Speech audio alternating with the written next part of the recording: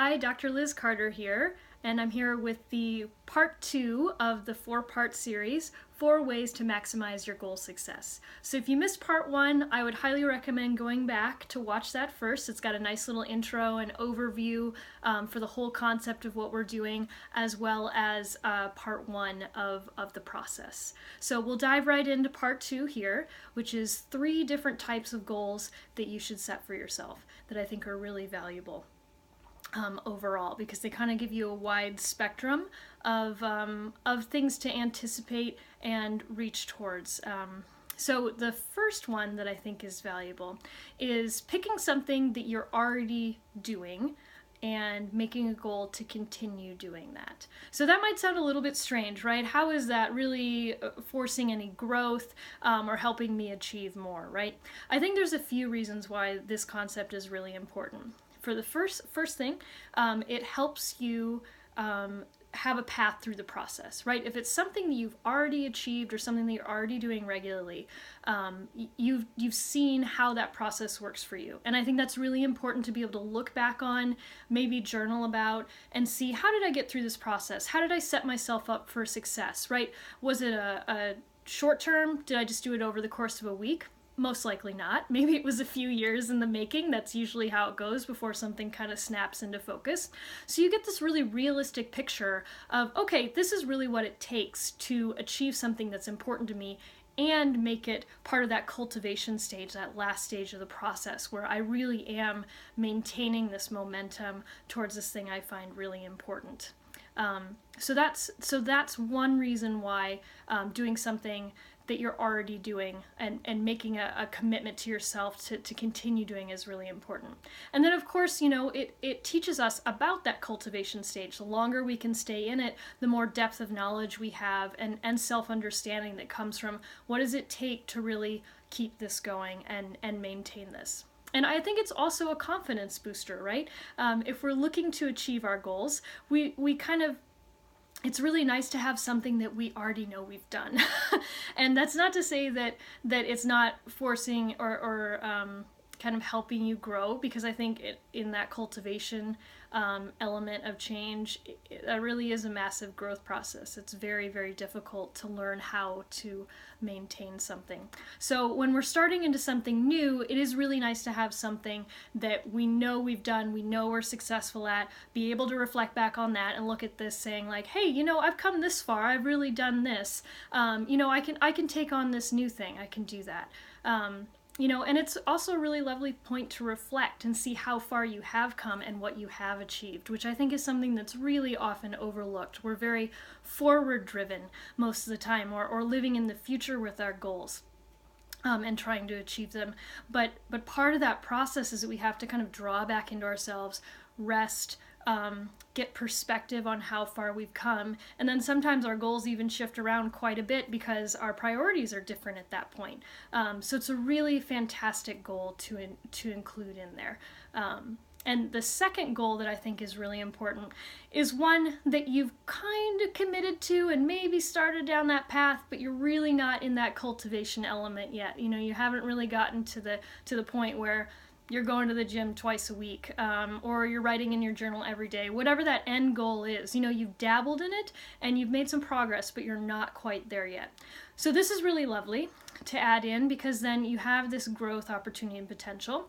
And if you're looking at something that you've already kind of achieved and you're trying to maintain, again, you've got this clear path to move towards it. It might not be one-to-one because the goals might be very different, but it can tell you a bit if you take a step back and look at, you know, what are my habits around that? What was my psychology? What really got me motivated?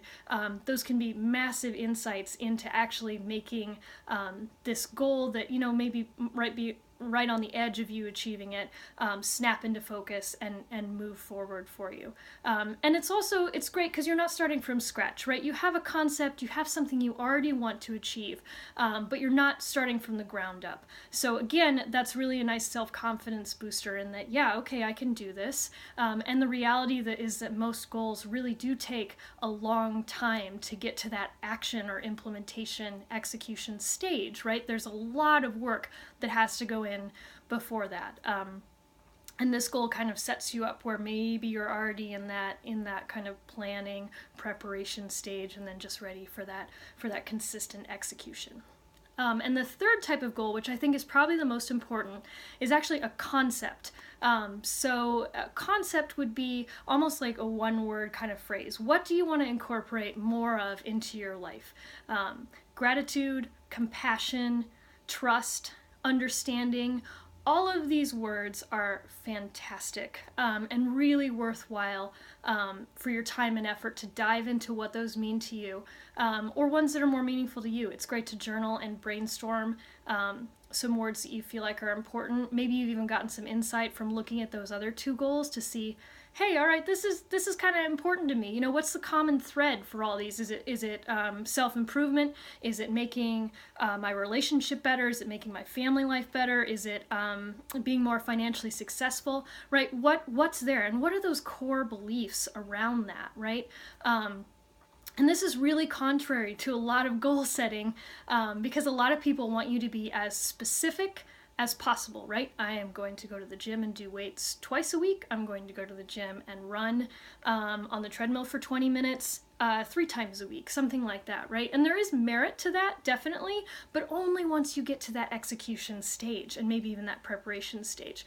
These overall concepts are really what lay the groundwork for the success of those very specific goals. Because if you get into these concepts with, you know, self-worth, self-improvement, they're really the base layer for what's happening there and what's happening psychologically, and they're often the stumbling blocks that keep us from achieving. Because if we're going to the gym, sometimes that motivation's hard to keep up if we're just doing it to do it, right? If we're not actually looking at what is that deeper thing that's propelling me, right?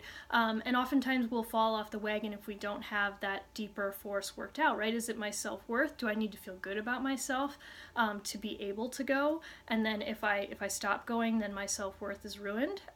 We can sabotage ourselves a lot mentally that way, and give up on our goals because we don't have the self-worth, or we don't trust ourselves, or whatever it is.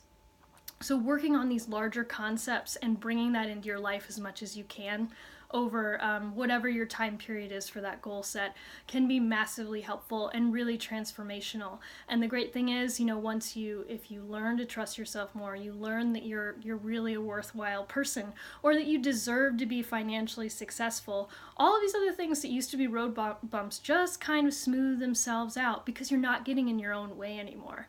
That old story you were telling yourself and this old belief pattern isn't relevant. So you've got this massive amount of freedom to really open yourself up and achieve even more, and maybe define more of your goals and make them even more pie in the sky if you want. You know, there's no harm in dreaming big.